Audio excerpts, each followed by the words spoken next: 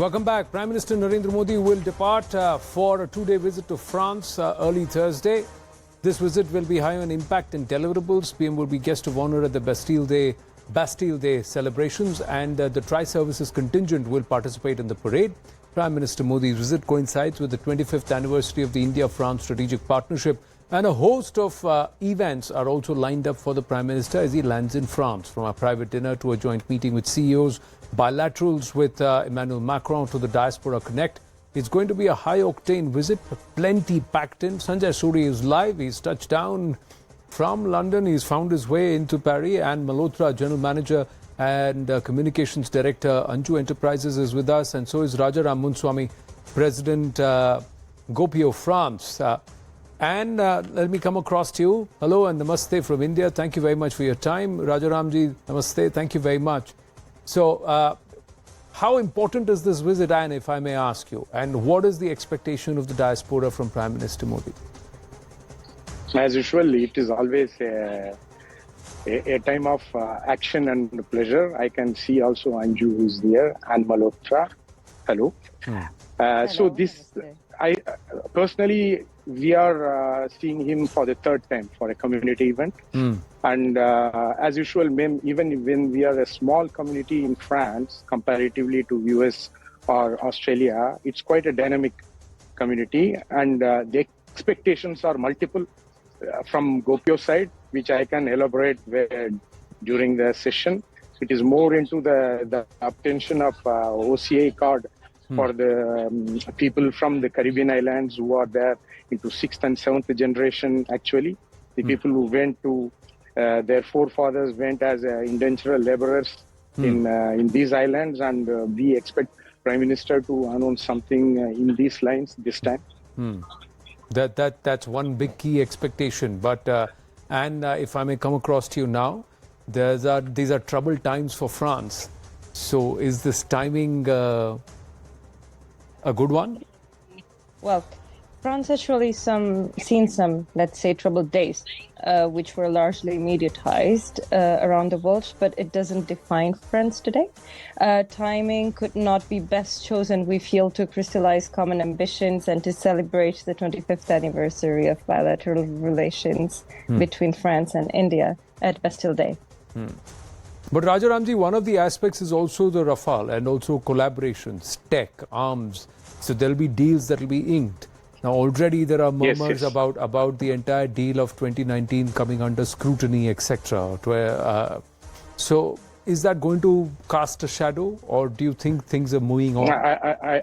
I don't think so. I don't think so, because these are all some internal issues. At the end, I think there won't be any real happenings, because it's just like you know, in all the good action, there is always some bad rumors. But I believe in the governance of India with Prime Minister, and I can see in these years we passed from the last 9 years, we were from 10th powerhouse in GDP to now actually 5th in terms of GDP. So I believe these deals are very important for both the countries, for France as well as for India. It creates jobs in India, and we have a very strong strategic partnership with France since the last 25 years. And I believe we are two countries, France and India. We share this multipolar vision of the world, and we are two democracies, and we are two vibrant populations. So I believe we can only hope for even a better future, get put together, France and India. Sanjay Suri is also joining us live. But Anne, a quick question. Prime Minister Narendra Modi looks quite settled, very confident of a return to power in 2024 at this point. Is President Macron also in a settled state? Is France today in a position where it can perhaps engage and commit to a lot with India? Or is it looking to India to stabilize it and help it a bit? Because that Rafale deal did help the French economy quite a bit. Well, I think that as in any bilateral relation, there are mutual advantages. I will only stick to the economic and trading side, thinking of the hopes on both sides. I do feel that hope is strong on both sides for having stability and settlement. And the current ongoing, basically, deals are going to have a powerful impact on both relations in the future, whether it is in the economy or it is, as you said, the Rafale, or it is on the cultural. There are many hopes, and we feel that communication has been strong, is strong, and should remain strong to basically build both powers on a higher end. Sanjay Suri is there. Sanjay, how's the weather in France? More importantly, how's the mood in France? I'm talking to Rajaramji and Anne. They're quite upbeat about Prime Minister's visit. They're looking forward to the interaction. What's on your agenda? Well, the sun is shining on Paris in just about every sense, and there's a great deal of enthusiasm about, and Bastille Day and that parade is, of course, the big highlight of the annual calendar in France, in Paris particularly, and this time it will have a very emphatic Indian flavor. The Indian Prime Minister will be there with a military contingent from India, a flypast by Indian Air Force jets, the Rafales, of course, and all that is ceremonial, but that is also a political statement. It all adds up to an expression of significance and importance accorded to the Indian Prime Minister and to India itself through this visit. This is a very important now relationship building up for both countries. India is a huge market for the French companies, for Safran, for Dassault particularly, but also for India. This is very significant. The sourcing of defense equipment from Russia is now very much in doubt. Russia is struggling to meet its own needs, and from what we've seen so far, the quality of their weaponry and their armor has been much exposed. On the other hand, we did have a very productive visit to the US, but defense equipment from the US does come with questions.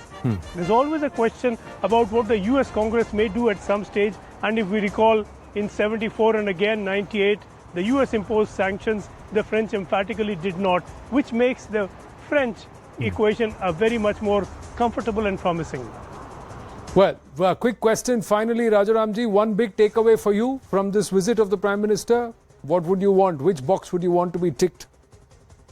See, as a person who is working with Group U, with the Caribbean islands, as I said, with the French-speaking countries, I believe that we need to work more closely with the diaspora who are scattered in the islands, Caribbean islands, and I believe that Prime Minister is working on this front since last 2-3 years, and we hope that he will make some good announcement about getting this OCA card to be recognized for the 6th and 7th generation Indian origin people in this island. And I believe that through the diaspora's force, India may even become sooner than later the third force in the current, let's say, the current economic force in the world. I believe that. The force lies with the diaspora, I believe. Well, we're looking forward to the visit, and there will... Yes, Anne. Apologies, if I may add, being specialized in the food sector, the business summit is a much awaited moment for us, with a strong focus on the trade and on the economy side. Also, being historical and humble supporters of Indian culture in France, as Anju Enterprises and as the family, we are very enthusiastic about cultural exchanges and visibility of Indian art. I mean, choosing Louvre for the Bastille Day dinner gives hope to maybe see Indian artists showcased more largely in these museums. Well, fingers crossed on that, and we'll continue. There is blanket coverage on CNN News 18 of the Prime Minister's visit, so stay tuned with us. But I've got to sign out right now. Thank you very much, all of you. Thank you so much. Winding up the right stand on that note, Zaka Reddy with Brass Tacks.